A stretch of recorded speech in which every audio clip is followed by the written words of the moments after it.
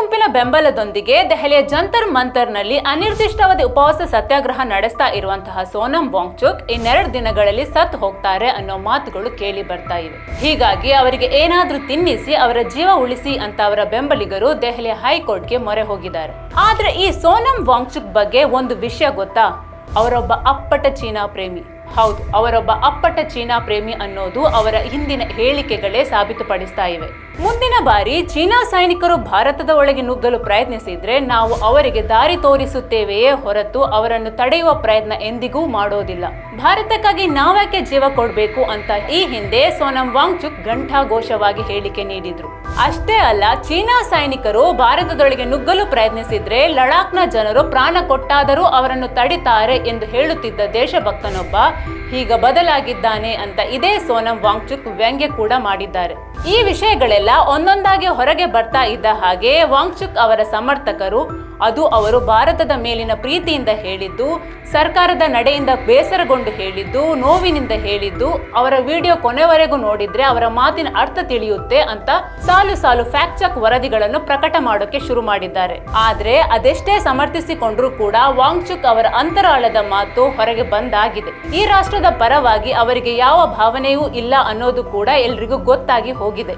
ಉದಾಹರಣೆಗೆ ಹೇಳೋದಾದ್ರೆ, ತನ್ನ ಊರಿನ ಯಾವುದೋ ಸಮಸ್ಯೆಯ ಬಗ್ಗೆ ಸರ್ಕಾರದ ಗಮನ ಸೆಳೆಯಲು ಹೋರಾಟ ಶುರು ಮಾಡಿರುವಂತಹ ಸಾಮಾನ್ಯ ಪ್ರಜೆಯೊಬ್ಬ ಒಂದಷ್ಟು ದಿನಗಳಾದ್ರೂ ಸರ್ಕಾರದಿಂದ ಯಾವುದೇ ಪ್ರತಿಕ್ರಿಯೆ ಬರಲಿಲ್ಲ ಅನ್ನೋ ಕಾರಣಕ್ಕೆ ಭಾರತ ವಿರೋಧಿ ಹೇಳಿಕೆ ನೀಡಲು ಸಾಧ್ಯವೇ?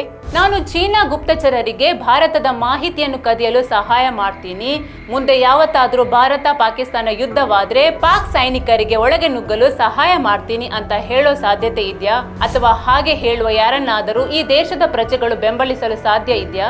ಸರ್ಕಾರದ ನಿರ್ಲಕ್ಷ್ಯತನಕ್ಕೆ ಬೇಸತ್ತು ಚೀನಾ ಪರ ನಿಲ್ಲುತ್ತೇವೆ ಎಂದು ಯಾರಾದ್ರೂ ಮನಸ್ಸಿನಲ್ಲಾದರೂ ಯೋಚನೆ ಮಾಡೋಕೆ ಸಾಧ್ಯನಾ? ಖಂಡಿತ ಇಲ್ಲ. ನಮ್ಮ ನಡುವೆ ಅಸಮಾಧಾನಗಳು ಏನೇ ಇರಬಹುದು, ರಾಜಕೀಯ ಕಾರಣಗಳು ಏನೇ ಇರಬಹುದು, ತಮ್ಮ ಬೇಡಿಕೆಯ ಈಡೇರಿಕೆಗಾಗಿ ಸರ್ಕಾರವನ್ನು ಬ್ಲಾಕ್ ಮಾಡುತ್ತೇವೆ, ಚೀನಾವನ್ನು ಬೆಂಬಲಿಸುತ್ತೇನೆ ಅನ್ನೋ ಮಾತುಗಳು ರಾಷ್ಟ್ರಭಕ್ತನ ಬಾಯಲ್ಲಿ ತಪ್ಪಿಯೂ ಕೂಡ ಬರುವಂತಹ ಸಾಧ್ಯತೆ ಇಲ್ಲ.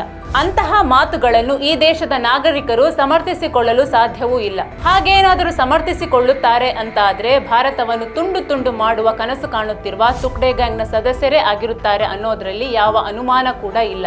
ಆದ್ರೆ ಈಗ ಇರುವಂತಹ ಪ್ರಮುಖ ಚರ್ಚೆ ಸೋನಂ ವಾಂಗ್ಚುಕ್ ಇನ್ನೆರಡು ದಿನಗಳಲ್ಲಿ ಸತ್ತು ಹೋಗ್ತಾರೆ, ಅವರನ್ನು ಬದುಕಿಸಿಕೊಳ್ಳುವುದು ಇಡೀ ಭಾರತದ ಪ್ರತಿಯೊಬ್ಬ ಪ್ರಜೆಯ ಕರ್ತವ್ಯ ಅನ್ನೋದರ ಬಗ್ಗೆ.